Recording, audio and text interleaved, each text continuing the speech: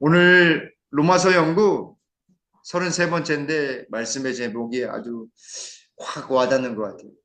우리 편이신 하나님입니다. 먼저 하나님의 말씀 보겠습니다. 하나님의 말씀 로마서 8장 31절로 34절에 있는 말씀입니다. 그런즉 이 일에 대하여 우리가 무슨 말 하리요? 만일 하나님이 우리를 위하시면 누가 우리를 대적하리요? 자기 아들을 아끼지 아니하시고 우리 모든 사람을 위하여 내어주신 이가 어찌 그 아들과 함께 모든 것을 우리에게 은사로 주지 아니하시겠느냐? 누가 능히 하나님의 택하신 자들을 송사하리요? 의롭다 하신 이는 하나님이시니 누가 정죄하리요? 죽으실 뿐 아니라 다시 살아나신 이는 그리스도 예수시니 그는 하나님 우편에 계신 자요 우리를 위하여 강구하시는 자신이라. 아멘. 나라가 여전히 불안하고 그래서 그런지 경제는 어느 때보다도 위기에 사로잡혀 있습니다. 환율이 1,500원대로 넘어갈지도 모른다라고, 그렇게 되면 IMF 때만큼 위험한 지경에까지 이룰 수 있다라고 하고 있고, 또 미국에서는 금리를 동결하려고 하는데 이것이 우리나라는 지금 동결할 수도 없고 또 내릴 수도 없고 올릴 수도 없는 그런 위기의 상황 속에 있습니다.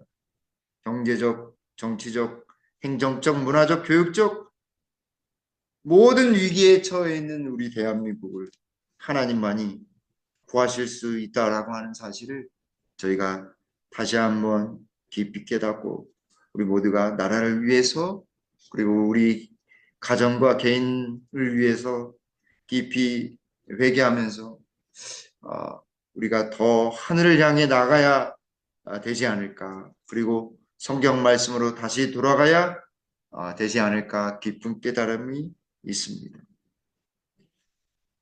성경 말씀으로 되돌아가야 하고 다시 촛불 앞에서 저희가 두 손을 모아야 합니다. 하나님 앞에 겸손할 수 있는 마음, 그 마음을 가진 사람이라고 한다면 하나님이 귀히 보실 것이라 생각이 듭니다. 몇 해 전에 우리나라가 이 핸드볼이 아주 세계 정상 중에 정상이요.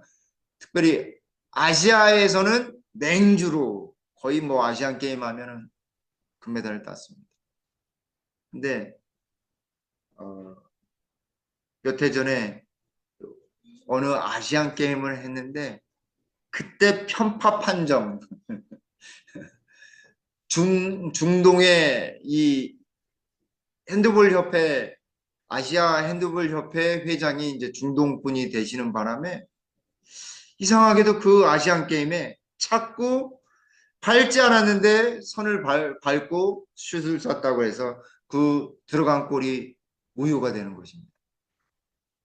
그러다 어떻게 됐겠어요?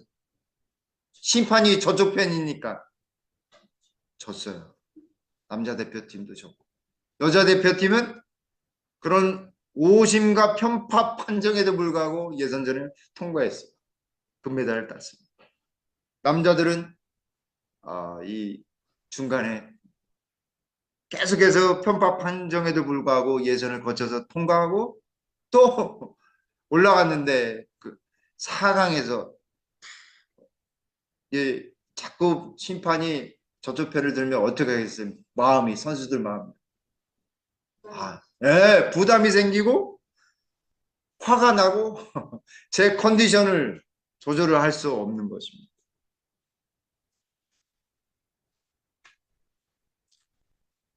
이 세상은 여전히 우리에게 있어서는 오심과 편파 판정이 있는 세상이에요. 누가 그것을 하고 있어요? 사탄이 그런 일을 하고 있습니다. 우리가 아무리 선한 일을 한다 할지라도, 아무리 하나님을 나타낸다 할지라도 사단이 어떻게 해요? 눈을 싹 감아버리고 그건 아니야 하고선 딱 이렇게 선을 그으면서 이게 지금 막 인상을 쓰면서 엘로 카드를 보여주고 있죠. 그것처럼 우리에게 엘로 카드를 던져줍니다. 그러나 여러분 걱정하지 마십시오. 우리 하나님은요, 우리를 한 사람 한 사람 귀히 보신다는 사실.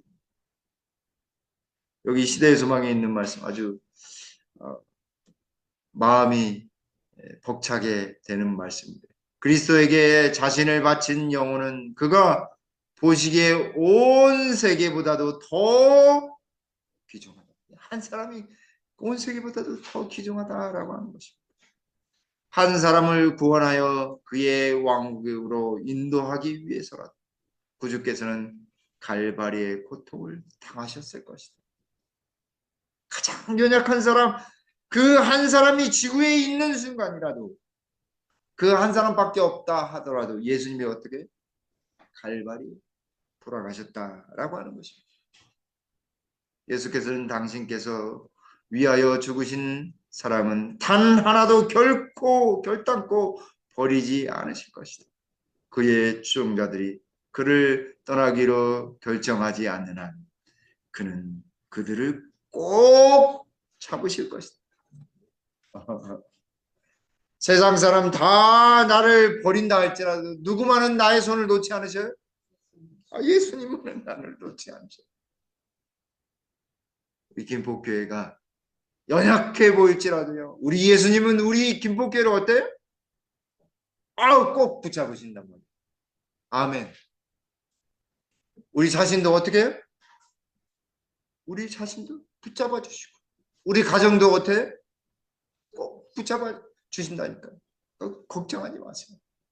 비록 비바람이 몰아치고 지진이 나고 큰 사건에도 불구하고 하나님은 우리를 어떻게 꼭 붙잡으신다는 사실을 꼭 기억하게 되기를 간절히 바랍니다.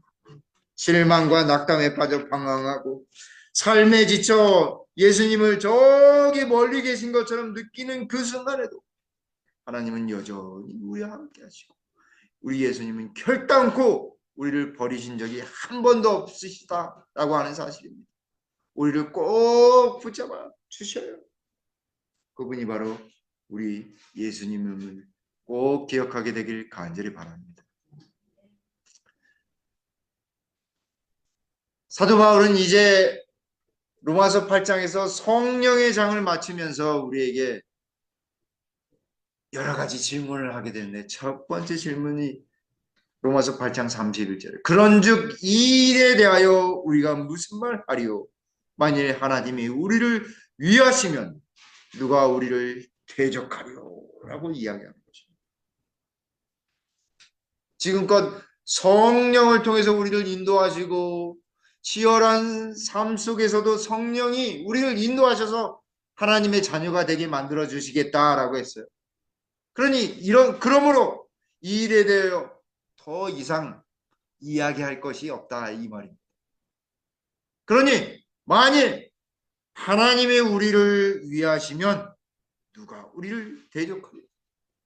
싸움이에요. 우리 선악의 대쟁투의 싸움입니다. 무엇을 덧붙일 필요가 없다 이 말입니다. 왜냐하면 하나님이 우리를 어떻게 하신다고? 위하신다. 그 대적이 아무리 큰 대적이 올지라도 힘이 세거나 지혜가 있는 원수라 할지라도 우리가 어떻게 해요? 이길 수 있는 것입니다. 근데 여기요, 이 공동번역 성경에는 이 말씀을 이렇게 번역하고 있습니다. 그러니 이제 무슨 말을 더 하겠습니까? 하나님께서 우리 편이 되셨으니 우리를 위하시면을 이렇게 생동감 있게 번역한 거예요. 하나님께서 우리 편이 되셨으니 누가 감히 우리와 맞서겠습니까? 가끔씩 우리 주빈이가 자기랑 놀다가 이제 누나랑 이렇게 엄마가 이렇게 하면은 엄마는 누나 편이야 이렇게 이야기해요. 엄마는 누나 편이야. 네 편, 내 편 이렇게 따져요. 왜냐하면 자기 엄마 편 하고 싶은데 엄마가 내 편에 있으면 좋겠는데 누나한테 가가지고 이렇게 하면 엄마는 누나 편이야 이렇게. 하나님은요 어느 순간에라도 우리의 편이십니다. 우리의 편이죠. 내 편이에요. 내 편이에요. 내 편이에요. 어느 누구도 헤아릴 수 없는 이 아픔과 고통과 외로움과 이 고난 속에서 내 편은 아무도 없는 것 같아. 맞아요, 안 맞아요? 안 맞아요. 적어도 우리 편 안 보는 계셔요. 그죠? 누구의? 우리 예수님. 예수님이 나의 편. 나의 편.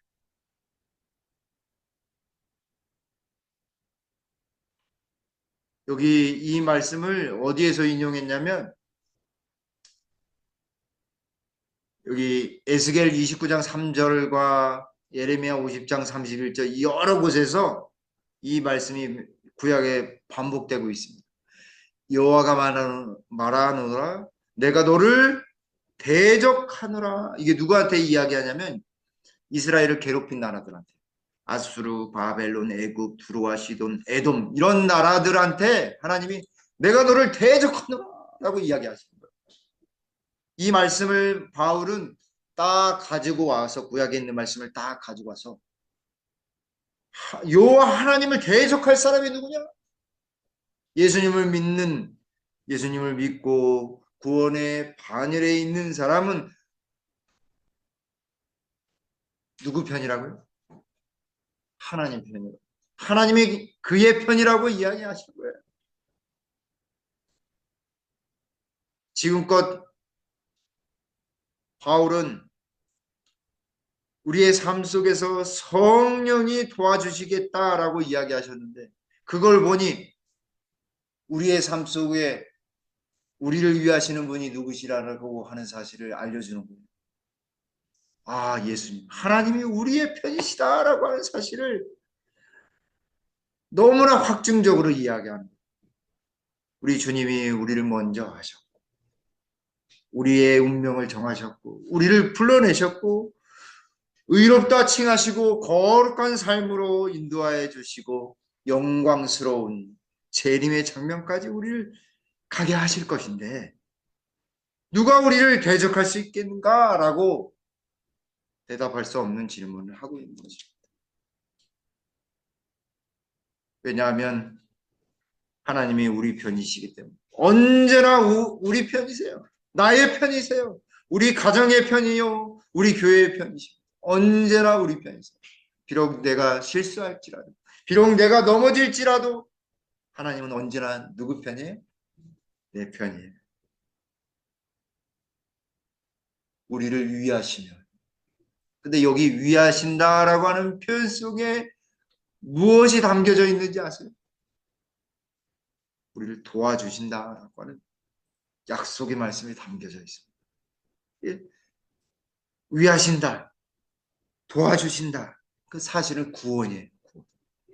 궁극적으로는 구원. 이 표현을 정말 시편 118편 6절과 8절에 하나님이요. 내가 네 편이라고 하는 사실을요. 구약에서 말씀하고 계셨어요. 여호와는 누구 편이시니? 내 편이시니. 얼마나 감사한지 몰라. 얼마나 감사. 목사도 실수할 때 있어요, 없어요? 있거든요. 하나님은 그러나 하나님은 온전히 내 편이십니다. 여러분의 편이십니다. 내가 두려워하지 아니하리니 사람이 내게 어찌할까? 어떤 사람이나 올지라도 하나님이 내 편이니까 두려워할 필요가 있어요, 없어요? 없는 것입니다. 내 편이라고 하는 말은 뭐예요? 7절에 여호와께서 내 편이 되사 나를 어떻게 해요? 돕는 자들 중에 계시니 어, 하나님은요 우리 편이 되어 주셔서 우리를 돕고자 하신 것입니다. 하나님은요 우리를 돕고자 우리의 편이 되어 주신 거예요. 왜 자꾸 아이들이 내 편, 네 편 따져요? 나에게 뭘 달라고 하는 거예요? 힘을 달라는 거예요. 자기 편 해달라고. 그러니 아무리 원수가 공격하면 여기 7절 후반부 보겠습니다. 그러므로 나를 미워하는 자들에게 보응하시는 것을 내가 보리라 라고 했어요. 나를 막 목되게 하고 나를 힘겹게 하고 나를 미워하는 자에게 보응하시는 것을 내가 보겠다라고 이야기하는 것입니다. 하나님이 그들과 싸워 이기신다. 나를 위해서 싸워 이기신다. 이 말입니다. 8절에 여호와께 피하는 것이 사람을 신뢰하는 것보다 나으며 아멘. 아무리 능력이 많고 아무리 재물이 많아도 아무리 세상 것으로 다 모든 조건을 채운 사람이라 할지라도 여호와께 피하는 것보다 낫지 않다는 것입니다. 여호와께 피하는 것이 훨씬 더 낫다라고 하는 것입니다. 우리를 위하시는 하나님, 나의 부족함과 나의 연약함 속에서 언제나 항상 내 편이 되어주시는 하나님이 계심을 꼭 기억하게 되길 간절히 바랍니다. 두 번째 말씀이에요. 두 번째 말씀은 자기 아들을 아끼지 아니하시고 우리 모든 사람을 위하여 내어주시니가 어찌 그 아들과 함께 모든 것을 우리에게 은사로 주지 아니하시겠느냐. 사도 바울은 예수 그리스도를 만나고 난 다음에 하나님이 이 땅에 오셔서 자기 목숨을 버리신 것, 그것만큼 다 주신 것이 가장 가치 있는 것이 없음을 깨달았습니다. 그러니 아들을 주신 분이시라고 한다면 하늘에 있는 모든 것 주시고도 다 주셔도 뭐 문제가 없는 것입니다. 아들을 주셨는데 하늘에 있는 것 주시는 건 너무 당연한 것입니다. 어떻게 하나님이 우리의 모든 필요를 채워줄 수 있는가? 사도 바울은요 우리에게 누구를 가리켜요? 전등이 딱 우리 교회 전등이 뭐예요? 십자가. 십자가로 생겼잖아요. 십자가를 가리키고 있습니다. 십자가에 달리신 예수 그리스도를 가리키고 있어요. 우리의 일상의 나의 마음의 허기, 그 모든 것들을 채우고도 남음이 없을 만큼 가득 채우시는 분. 그것을 십자가를 통해 우리에게 말씀하고 계신다라고 사도 바울은 이야기하고 있는 것입니다. 아들을 아끼지 아니하시고 모든 사람을 위하여 내어주신 이가 하나님이시다라고 이야기하는 거예요. 근데 여기 성경 말씀에 위한다라고 하는 말씀은 대신한다라고 하는 말씀하고도 대치할 수 있어요. 같은 뜻을 휘페르라고 하는 단어인데 이 영어로는 for인데 for 뭐뭐의를 위하여라고 하는 말이기도 하고 대신하기도 한다라고 하는 거죠.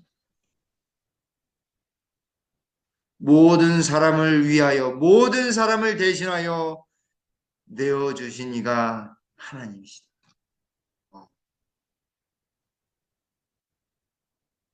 하나님은 가장 소중하고 가장 가치 있는 것을 우리 그 예수님 아들 예수님을 우리에게 선물로 주셨습니다. 그 다른 성경 번역본에는 모든 것보다 소중하고 이 모든 것의 본래 주인이신 하나님의 아들 예수라는 최고의 가장 귀한 선물을 주신 분이 어떻게 다른 모든 것을 선물로 아낌없이 주지 않겠는가라고 번역했어요.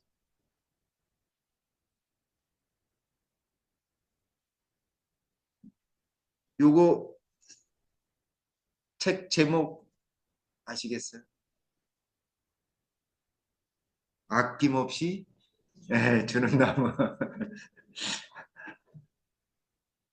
아이가 어렸을 때 먼저 작은 열매를 줘. 또 크니까 더 크니까요. 그늘도 허락하고 또 더 풍성한 열매를 주고 난다. 노년이 돼서는 그 소년에게 뭘 줘요? 자기 몸을 다 자르게. 내 가지 몸뚱이 다 가져가 태우고 그랬어요. 결국 나이 들어서 이 소년이 찾아왔더니 뭐만 남았어요? 아, 구루터기만 남았어요. 거기에 앉아서 쉬는 소년의 모습. 아낌없이 주는 나. 어쩌면 우리 하나님도요, 아낌없이 우리에게 다 주셨어요. 그것이 무엇으로 입증됐다고요? 십자가를 통해 입증되었습니다. 우리 예수님께서도 이렇게 말씀하셨어요. 마태복음 7장 21절에 너희가 악할지라도 좋은 것으로 자식에게 줄 알거든. 하물며 하늘에 계신 너희 아버지께서 구하는 자에게 좋은 것으로 주시지 않겠습니다. 좋은 것을 주. 근데 누가복음 이 같은 병행절이 누가복음 11장 13절에 너희가 악할지라도 좋은 것을 자식에게 줄 알거든 하물며 너희 천부께서 구하는 자에게 성령을 주시지 않겠느냐 하시니. 가장 좋은 것이 무엇이라고요? 성령. 성령께서는요, 우리의 능력을 채워주시는 분이세요. 섭리해 주시는 분이세요. 로마서 8장에서 하나님이 모든 것을 은사로 주시지 않겠느냐라고 말씀하시기 전에 그 앞에 부분 무슨 이야기했다고요? 성령을 이야기했다고 말씀드렸잖아요. 같은 맥락인 거죠. 성령, 같은 맥락. 가장 좋은 거 우리에게 주시고자 하시는 것입니다. 시대수망 175쪽에 이렇게 말씀하십니다. 십자가에서 비추는 빛은 하나님의 사랑을 드러낸다. 그의 사랑은 우리를 그에게로 이끌어준다. 십자가만이 하나님의 사랑을 이해할 수 있게 합니다. 그래서 예수님 뭐라고 말씀하셨어요? 나를 따라오려거든 자기 십자가를 지고 내가 살아야 될 몫이 있다 이 말입니다. 희생해야 될 몫이 있단 말입니다. 만일 우리가 그 이끄심을 저항하지 않는다면 구주를 십자가에 못 박게 한 죄를 회개하는 가운데 십자가 밑으로 인도함을 받을 것이다. 그 십자가로 가야 될 분명한 이유가 여기 있는 것입니다. 그 십자가에 가면 예수님이 왜 못 박혀서이셨는지를 그때 비로소 생동감 있게 깨닫는 것. 누구의 죄 때문에 돌아가셨어요? 네, 나의 죄 때문에 돌아가신 것입니다. 그 경험을 하게 될 때 그때의 믿음으로 말미암아 하나님의 영, 성령이 사람의 심령에 새 생명을 지어준다. 비로소 새 사람이 되는 거예요. 고린도후서 5장 17절에 그리스도 안에 있으면 새로운 피조물이라. 이전 것은 지나갔으니 보라 새 것이 되었다. 성령께서 하시는 일입니다. 그래서 사상과 욕망은 그리스도의 뜻에 순종하게 되는 거예요. 비로소 우리의 생각과 이 죄로 더럽혀진 이 욕망이 그리스도의 뜻으로 순종의 길로 가는 것입니다. 그렇게 될 때 어떻게 되냐면 심령은 우리들 속에 역사하시어 모든 것을 자기에게 복종하게 하시는 그분의 형상으로 새로 지음을 받는다. 우리의 품성이 누구의 품성으로 변화되는 거예요? 예수님 그리스도의 품성으로 변화되는 것입니다. 그러니까 마음에 우리의 사상과 욕망이 완전히 그리스도의 뜻에 복종되고 순종되었을 때 비로소 우리의 품성이 누구의 품성으로 변화되는 거예요? 예, 예수 그리스도의 품성으로 변화되는 것입니다. 동시에 그때에 하나님의 율법이 심령에 쓰여지게 됩니다. 우리는 그리스도와 더불어 나의 하나님이여 내가 주의 뜻 행하기를 즐기나이다고 말할 수 있게 된다. 이 순서가 이렇게 되어야 되는데 우리는 어떻게 해요? 거꾸로 뭐 해야지만 이렇게 우리가 변화되는지 그게 아니라 우리가 먼저 십자가로 가야 되는 거죠. 성령을 경험해야 하는 것입니다. 그러면 자연적으로 하나님의 법을 준행하려고 하는 마음이 생기고 우리 속에 변화가 되는 것입니다. 모든 것을 허락하셨어요. 우리가 하늘까지 가도록 그분의 품성을 따르도록 그렇게 계획해 놓으신 것입니다. 십자가로 말미암아 우리는 가장 좋은 것 예수 그리스도를 개인의 구주로 영접할 귀한 특권을 받은 것입니다. 그러므로 모든 것을 주시지 않겠느냐라고 하는 이 질문 속에는 어떻게 해요? 모든 것을 주었다라고 하는 약속이 담겨져 있는 것입니다. 그 약속을 온전히 믿게 되기를 간절히 바랍니다. 믿는 자에게 하나님은 허락하실 것입니다. 세 번째입니다. 세 번째 질문 무엇이냐? 누가 송사하리요? 라고 하는 것입니다. 누가 송사하리요? 33절 누가 능히 하나님의 택하신 자들을 송사하리요? 의롭다 하신 이는 하나님이십니다. 확 와닿지 않으시죠? 공동번역 성경 하나님께서 택하신 사람들을 누가 감히 고소하겠습니까? 그들에게 무죄를 선고하신 분이 하나님이십니다. 하나님이신데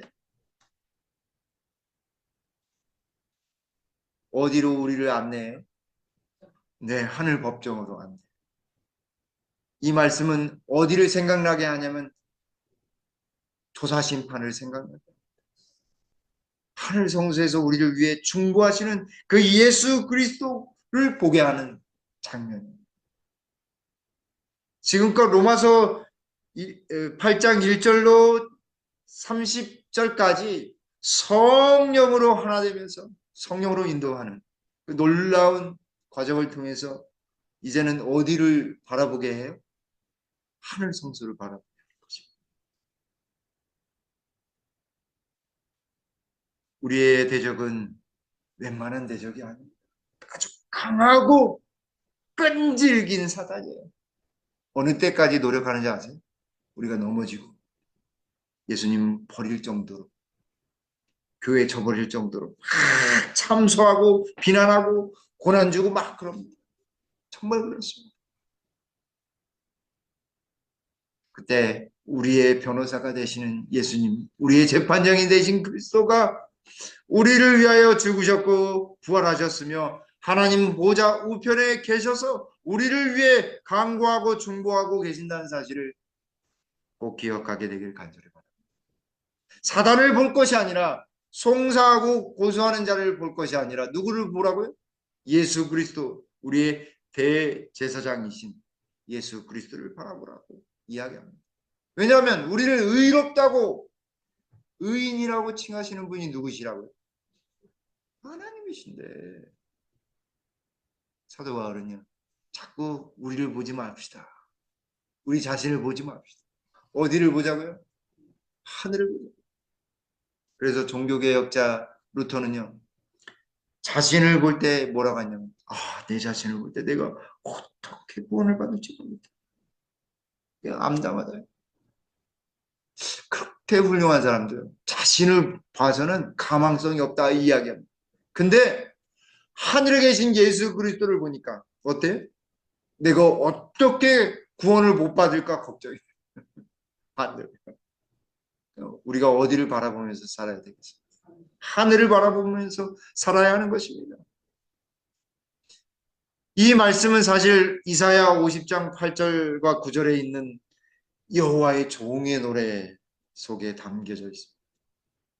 8절에 나를 의롭다 하시는 이가 가까이 계시다. 가까이 계시다.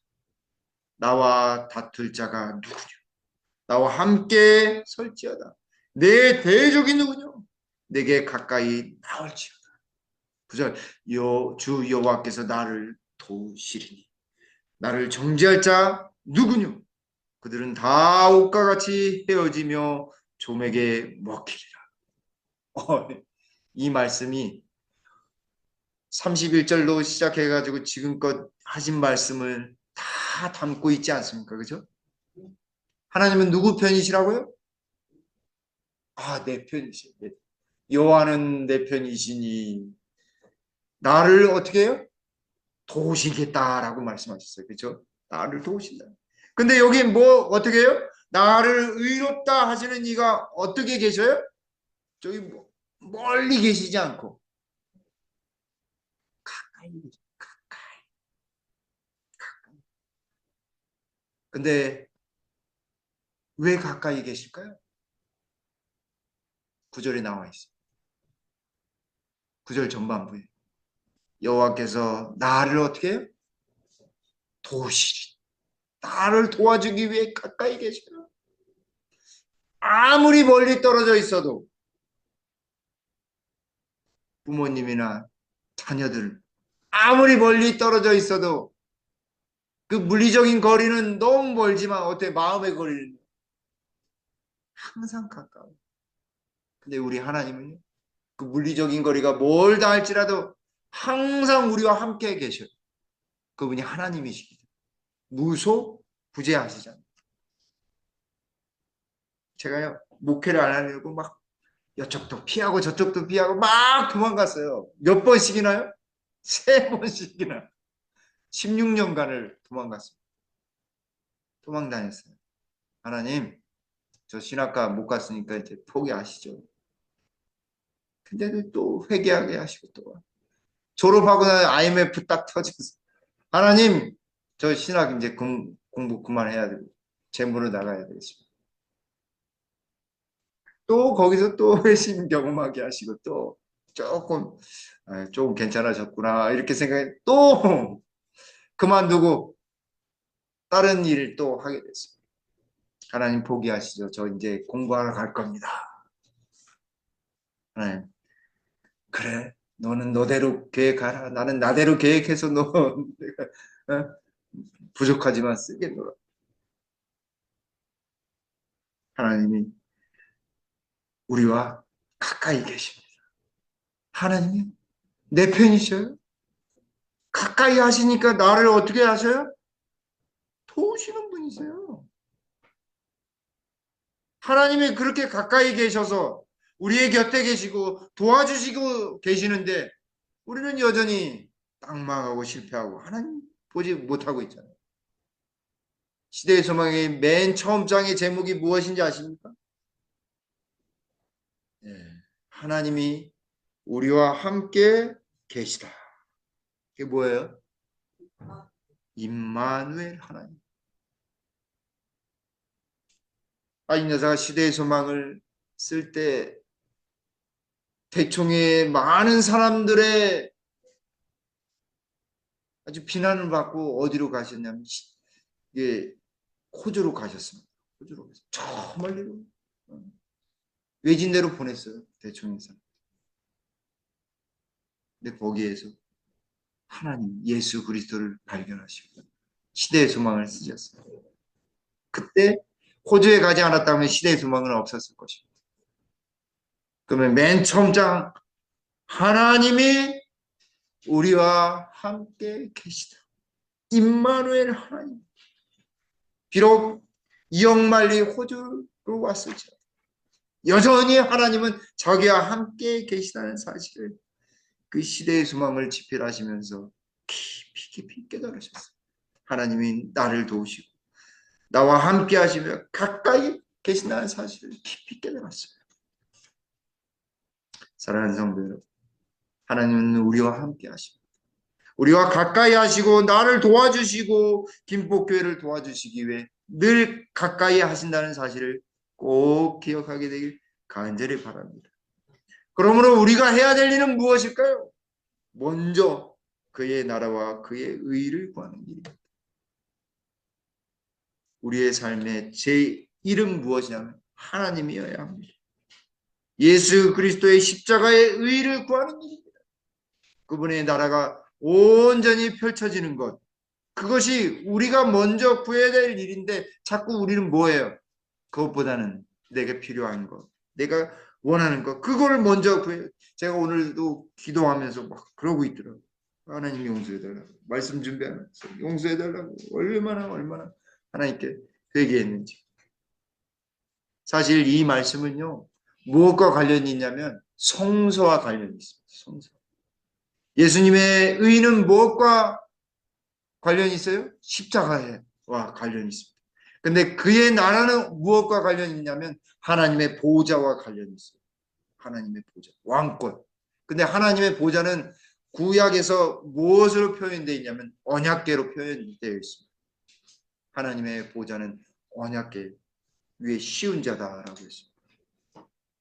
다시 말하면 성소로 이야기하면 이 말씀은 보다 더 명확하죠. 그분의 십자가와 번제단과 그분의 보좌.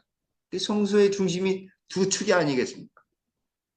너희는 먼저 그의 나라와 그의 의를 하나님께 먼저 구하고 그분의 십자가를 온전히 붙들어라.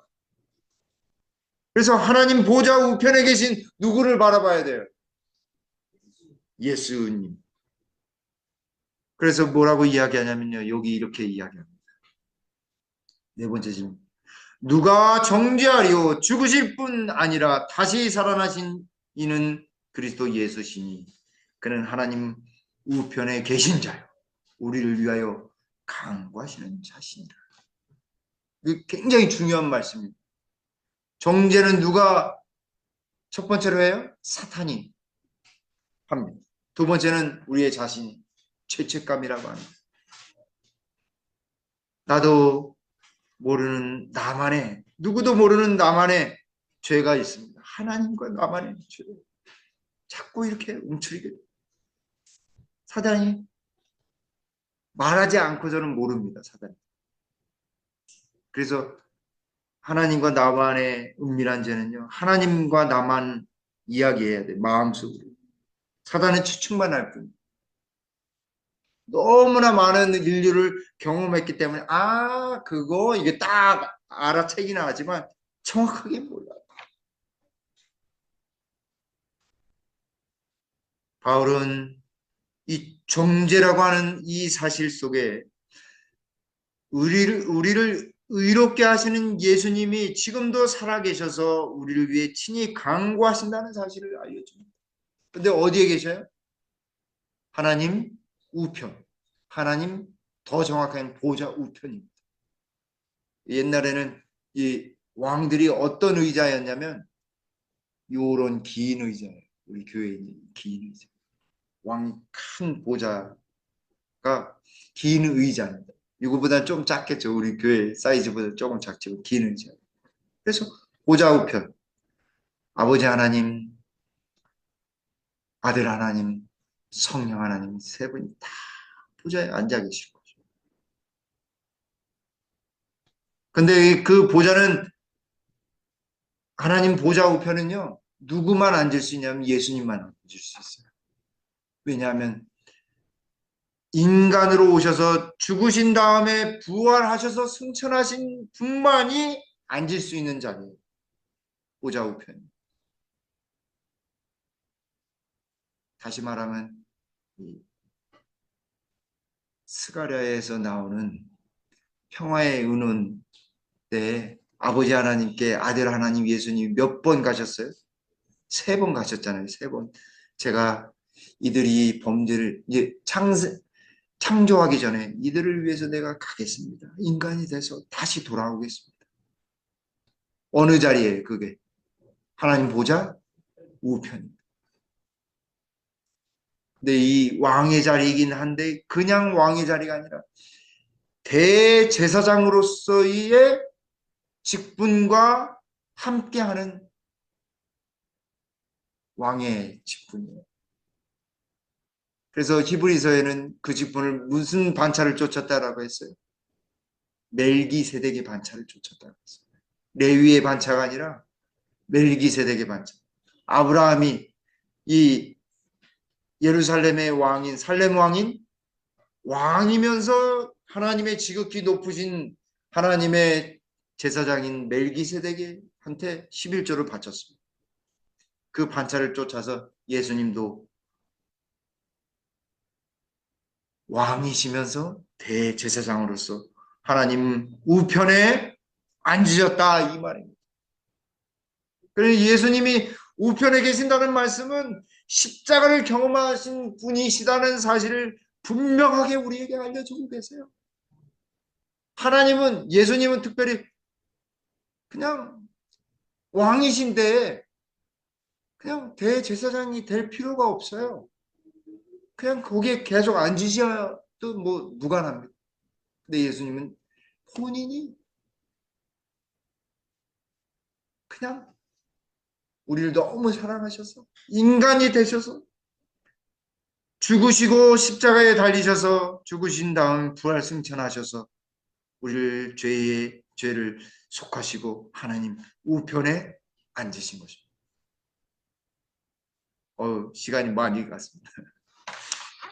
저 여러분들이 우리를 위하시는 하나님의 보좌 우편에 계신 살아계신 우리 예수님을 온전히 붙들게 되길 간절히 바랍니다. 이 미국의 아칸소주의 이 리틀록이라고 하는 곳에서 심각한 인종 분쟁이 일어났습니다. 흑인 학생들이 학교에 들어오지 못하도록 백인 학생들이 막는 것입니다. 그리고 소요가 일어났습니다. 유혈 사태가 일어난 것이죠. 그래서 많은 장관들이 이 아이젠하워 대통령한테 빨리 군대를 파견해야 됩니다. 막 그렇게 경고를 했어요. 그때 아이젠하워 대통령이 고개를 젓고 자기가 직접 가겠노라고 했습니다. 가서 어떻게 했는가? 흑인 학생의 손을 붙들고 그 학교를 더벅더벅 들어간 것입니다. 아무도 말리지 않았고 아무도 뭐라고 하지 않았고 아무도 싸움하려고 하지 않았습니다. 이 작은 사건으로 말미암아 흑인과 백인들 사이에 분쟁이 사그라들고 서로 악수하며 모두가 학교를 평안히 다닐 수 있는 토대가 되었다고 합니다. 사랑하는 성도, 우리 예수님이 우리의 손을 붙잡고 우리의 편이 되어주셔서 어디까지 가게 해요? 하늘까지 가게 하는 것입니다. 우리의 편인 예수님의 손을 꼭 붙들고 하늘까지 가는 우리 김포교 모든 성도님 되시기를 간절히 바라면서 말씀을 줄이겠습니다.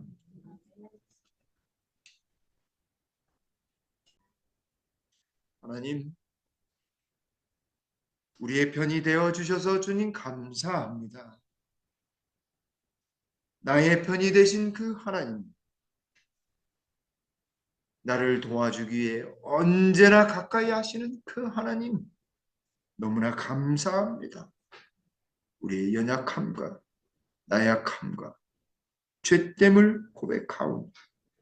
주님, 우리의 편이신 그 하나님, 그 능력으로 저희를 온전하게 하시어 하늘 가는 그날까지 저희들이 온전히 주님만을 의지하며 예수님 손 붙잡고 하늘까지 가도록 성령의 능력을 부어 주시옵소서. 오늘도 나를 위해 간구하시는 성령 하나님과 하늘 성소에서 우리를 위해 중보하시는 예수님이 계심을 기뻐하며 감사하는 우리 김포교회 모든 성도님들 되도록 축복해 주시옵기를 우리를 심히 사랑하시는 예수님의 이름으로 간절히 기도 올리옵나이다. 아멘.